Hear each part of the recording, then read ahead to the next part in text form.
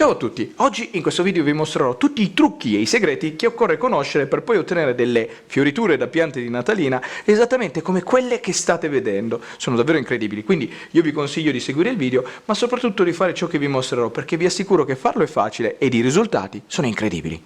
Io l'esperimento ve lo mostrerò su questa pianta, che è una pianta di circa 3 anni. Primo trucco, utilizzo della terra di banana come concime. Questa pianta, come d'altronde tutti gli esseri viventi, avrà bisogno sia di bere che di mangiare, quindi è importante capire quanta acqua dargli e che tipologia di concime occorre.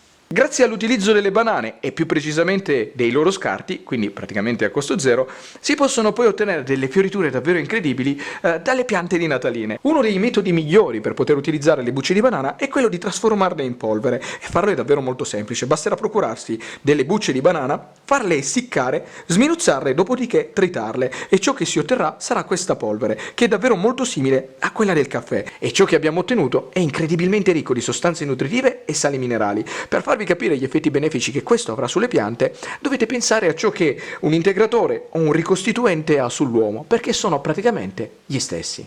Preparato il concime, applicarlo è davvero semplice, basterà procurarsi un cucchiaio da cucina e darne su un vaso come questo, che è di circa 20 cm di diametro, una quantità di 6 cucchiaini, semplicemente andando sul pane radicale e spolverandolo sopra.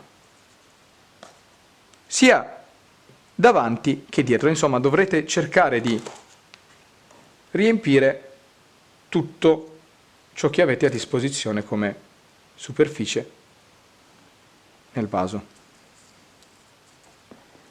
E terminato, bagnare, quindi prendere un vaporizzatore e bagnare il tutto molto abbondantemente.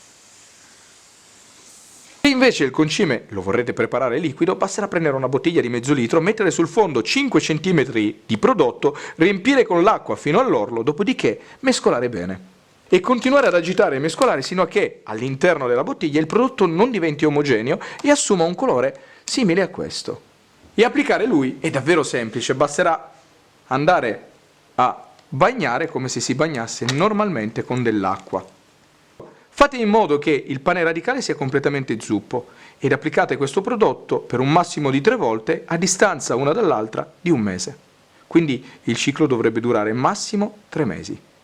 Secondo trucco, capire quando bagnare grazie a un bastoncino. Questa è una pianta grassa e, come tutte le piante grasse, avrà bisogno davvero di pochissima acqua. Se ne darete troppa alle radici nel pane radicale, correrebbero il rischio di marcire e di conseguenza fare morire la stessa. Quindi, tra un'annaffiatura e l'altra, occorre che il terreno sia ben asciutto. Se vorrete essere sicuri che lo sia, basterà con un dito andare a toccare il pane radicale, e quando sentirete che non c'è più umidità e che addirittura la terra è secca, allora sarà proprio quello il momento nel quale si dovrà procedere con una nuova irrigazione. Esiste un trucco che vi permetterà di capire se effettivamente è il momento di bagnare oppure no, ovvero quello di prendere un bastoncino ed andarlo ad inserire all'interno del pane radicale per circa 10 cm, in questo modo. Dopodiché tirarlo fuori.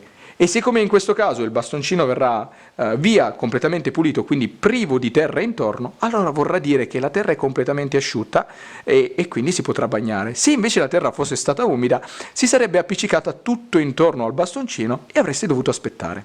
Terzo trucco, induzione alla fioritura. Trascorsi 40 giorni, riprendendo il tutto, così è come appare la pianta. I rametti si sono completamente ritirati su e le foglie rimpolpate. Significa che ora la pianta è nel pieno delle sue forze, quindi non resterà altro che aspettare che la stessa inizi a produrre dei boccioli e di conseguenza una bellissima fioritura. Volendo c'è anche la possibilità di indurla a fiorire, quindi decidere proprio voi quando e come farla fiorire. Ci sono essenzialmente 2 trucchi. Il primo è quello di sottoporla a uno shock termico tra il giorno e la notte di almeno 5 gradi. Quindi se per esempio di giorno sta in un punto dove ci sono 20 gradi, di sera mettetela in un punto dove prenderà al massimo 15 gradi. Il secondo trucco è quello di alternare 12 ore di luce piena a 12 ore di buio totale. Quindi se casomai di giorno sta in veranda, di sera mettetela o in una stanza o comunque in uno sgabuzzino dove, chiudendo le tapparelle o la porta, non passi assolutamente la luce. Risultati finali. Trascorsa una settimana, i primi effetti già si vedono sulla pianta. Guardate un po' come sembri più sana e rinvigorita. Trascorsi 30 giorni dall'inizio dell'esperimento, riprendendo la piantina si può notare che all'apice dei rametti si sono formati i primi boccioli, sono davvero piccini, però la pianta ne è piena, quindi è un ottimo segno e significa che almeno sinora la pianta ha reagito esattamente come volevamo. Arrivati al 42esimo giorno, i boccioli stanno crescendo, guardate, questo è lungo circa 3 cm e addirittura uno si è completamente aperto, eccolo qui. E tutta la pianta, se la si gira, guardate, è piena di boccioli, significa che la pianta è nel pieno della vigoria. E col passare dei giorni i boccioli si sviluppano sempre di più e si stanno anche aprendo, quindi guardate un po' la fioritura come sia oggi. E arrivati al 60esimo giorno, questo è ciò che si è ottenuto, quindi ogni singolo ramo all'apice ha dei boccioli che si sono completamente formati e si stanno aprendo tutti. Guardate che cosa non sia diventata questa pianta. Devo dire che tra le piante ornamentali sicuramente questa è una delle mie favorite. Una cosa davvero importante, anzi direi tassativa, è che durante tutto il periodo della fioritura la pianta non venga mai esposta ai raggi del sole diretti, perché se troppo forti potrebbero bruciare i boccioli e farli cadere. E man mano che i boccioli si svilupperanno e si apriranno, l'effetto che darà la pianta sarà quello di una cascata vera e propria di fiori. Provo a cambiare inquadratura per mostrarvi meglio come appaiono questi fiori da vicino. Sono davvero belli, quindi io vi consiglio, se una pianta di questa non ce l'avete in casa, di procurarvene una. Vi assicuro che ovunque la metterete aumenterà la bellezza del posto nel quale starà. Eccolo qua, guardate quanto siano strani questi fiori visti da vicino. Sono davvero belli. Volendo c'è anche la possibilità da questi di ottenere dei piccoli frutti che daranno origine a semi e quindi a giovani piantine. Se volete scoprire come si fa, basta andare nel box informazioni, lì metterò il link del video nel quale vi si spiega tutti i passaggi per poterlo fare. E alla fine dell'esperimento questo è il risultato, una pianta che è riuscita a creare una fioritura davvero incredibilmente bella. Quindi, a fronte dei risultati, si può affermare senza ombra di dubbio che l'esperimento sia stato davvero un successo.